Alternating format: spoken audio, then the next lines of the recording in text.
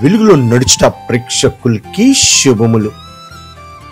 క్రీస్తు మరణం లేకుంటే పాపానికి మరణం లేదు.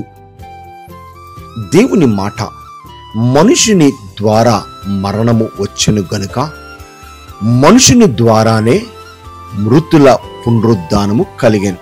కొరింథీయులు రాసిన మొదటి పత్రిక 15వ అధ్యాయం 21వ వాక్యం. చిన్న ప్రార్థన.